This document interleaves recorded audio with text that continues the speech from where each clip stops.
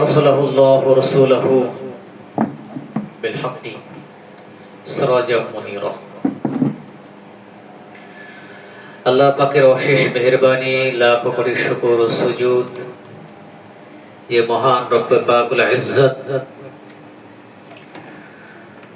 পরিবেশটাকে আমাদের সমচিত করে দিয়ে, আমাদের প্রতিকূলে করে দিয়ে এত সুন্দর একটি পরিবেশ করে দিয়েছেন, তো ঠান্ডা পরিবেশ।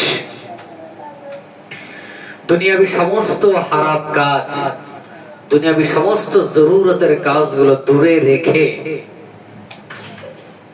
আল্লাহর সম্মানিত জমিনের উপর সম্মানিত সবচাইতে দামিও মনে মুক্তা হীরার চাইতে সবচাইতে দামি রাসূলুল্লাহ বলেছেন তালিবুল ইলম। কাদের বলেছেন? তালিবুল ইলমদেরকে বলা হয়েছে। তারা কারা? রাসূলুল্লাহ সাল্লাল্লাহু আলাইহি ওয়াসাল্লাম সংজ্ঞা দিতে বলেছেন তালিবুল ইলম তারা যারা দ্বীনের শিক্ষা জ্ঞান অর্জন করার উদ্দেশ্যে আল্লাহ তাআলার রাস্তায় চলে, তারা তালিবুল ইলম। রাসূলুল্লাহ বলেছেন এরা সবচাইতে দামি, এরা সবচাইতে দামি। কেমন দামি? আল্লাহ রাসূল সাল্লাল্লাহু আলাইহি ওয়াসাল্লাম বলতেছেন এই যে তালিবুল ইলম রাস্তা থেকে হাঁটে, তালিবুল ইলম যখন রাস্তা থেকে হাঁটে তোমরা কি জানো তাদের সাথে কি হয়?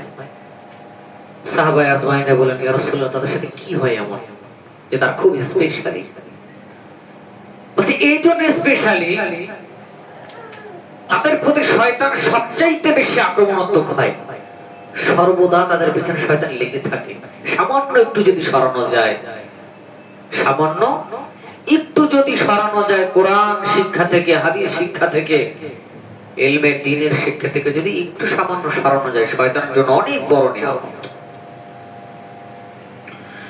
আল্লাহ রাসূল সাল্লাল্লাহু আলাইহি ওয়াসাল্লাম বলতেছেন তারা যখন যায় চলে তাদের পায়ের নিচে সম্মানিত ফেরেশতাগণ তাদের নূরের পাখাগুলো বিছিয়ে দেয়। বলি সুবহানাল্লাহ। এত মর্যাদা দিয়েছেন আল্লাহ রাসূল সাল্লাল্লাহু আলাইহি ওয়াসাল্লাম।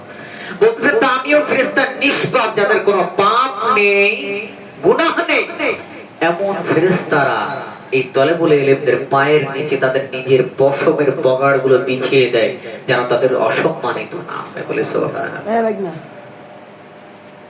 সুতরাং আল্লাহ তাআলা এমন তালিবুল ইলমকে এখানে বসার তৌফিক দান করেছেন। শুধু তাই নয়, আল্লাহ রাসূল সাল্লাল্লাহু আলাইহি ওয়াসাল্লাম বলছেন মানুষের বয়সের সাথে সাথে তাদের চুল ও দাড়িও পাকে। আর আল্লাহ তাআলা বলতেছেন রাসূল যাদের চুল দাড়ি পাকে এই মানুষগুলোরে আমি গুনাহ লিখতেও লজ্জা পাই। বলবেন সুবহানাল্লাহ। এই মানুষগুলো যখন আসমানের দিকে তাকিয়ে চোখের পানি ফেলায় তখন আমি দেখে বড় লজ্জা পাই, বড় কষ্ট হয় আমার। এরা তো আমার ভয় পায়, আমাকে ভয় পায়, আমাকে আল্লাহ বলে ডাক দেয়, আমি তো এদেরকে ফেলে দিতে পারি না। এরা আমাকে ভুলে গেল, আমি এদেরকে ভুলে যাই না। আল্লাহকে ভুলে যা কোনদিন নয়, আল্লাহ ফেলে দেন না বান্দাকে, খুব কাছে রাখেন। ইবলিস যখন আল্লাহ তাআলার সামনে যখন ওয়াদা করেছে, আল্লাহ কসম করে বলছে রব্বে কারীম যেহেতু আদমের জন্য মানব জাতির জন্য অভিশপ্ত হলাম, নিকৃষ্ট সবচাইতে অধম স্থানে আমি গিয়েছি, ওয়াদা করতেছি একটা আদম সন্তান তোমার জান্নাতে যেতে দেব না।